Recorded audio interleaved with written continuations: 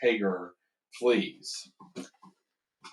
But Abram said to Sarai, Behold, thy maid is in thy hand. Do to her as it pleaseth thee. And when Sarai dealt hardly with her, she fled from her face. Genesis 16:6. Hagar took off, she ran away, and this would probably have meant death to her and certainly to the child she was carrying. And the angel of the Lord found her by a fountain of water in the wilderness, by the fountain in the way to Shur. Genesis 16:7. I'm inclined to believe that the angel of the Lord is none other than the pre-incarnate Christ. This is characteristic of him. He's always looking for the lost. Hagar had traveled quite a distance from home. He said, Hagar, Sarai's maid, whence comest thou, and whither wilt thou go? And she said, I flee from the face of my mistress Sarai. And the angel of the Lord said unto her, Return to thy mistress, and submit thyself under her hands. And the angel of the Lord said unto her, I will multiply thy seed exceedingly, that it shall not be numbered for multitude. Genesis 16:8 through 10. Now, in the 4th chapter of the epistle to the Galatians, Paul uses this as an allegory. He speaks there of Hagar and her offspring being Mount Sinai, where the Mosaic law was given, and he speaks of the legality and the bondage of that law. Then he speaks of Sarai as being the one who is free. The point is that the one who belonged to Abram was Sarai.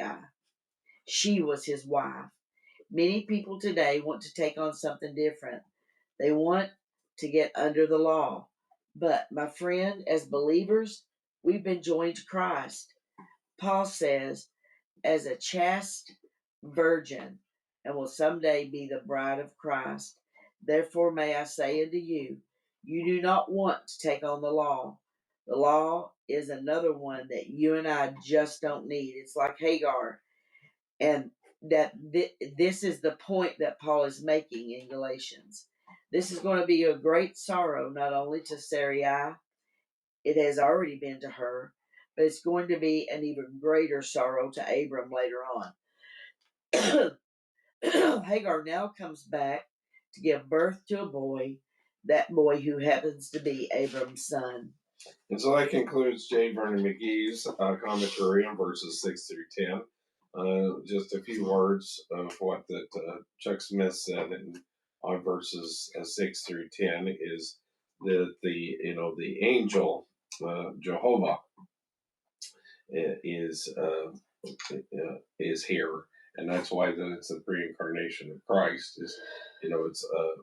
That's our sort of our word for Jesus is derived from Jehovah in a way. And so the angel Jehovah is mentioned here. It is perish typing to return. She's going to perish trying to return to Egypt. That's what she's trying to do, is make it back to Egypt. Yeah.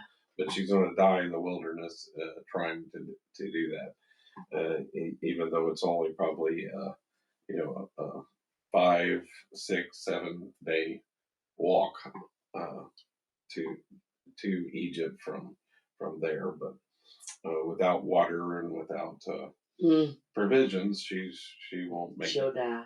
And so Sarai, though, was wrong in despising her, and so I forgot to mention up here in verse 5. It's Sarai says, "The Lord judge between me and thee." Brother Charlie taught me to say that. Somebody is like, how can you do that? You're a Christian, and then or is there doesn't seem to be any way of logically proving to the other person that they're wrong. Then you can just say, the Lord judge between me and thee. And so that's lots of times that's the best way of handling a situation where somebody is is judging you incorrectly. They think they're wrong, right, and you're wrong, and that God is on their side. Then you can just say, well, God will judge between me and thee, Yeah. and leave it at that. And so, and that's sometimes the best way to do that. Well, that just means any sin is the same, no matter what sin it is. Right. God will judge between me and thee. They're all sins. Yeah. Everybody is kind of a mess here. Yeah. I don't know. If Abraham and Sarah are talking, well, Abraham could have said no, and Sarai probably felt bad that she wasn't having a son for him, Yeah. and that sort of thing. And obviously, later on, he probably wasn't having relations with her because they weren't. He didn't think she could have any children, because she, of her reaction in the next few chapters we see here. And so with that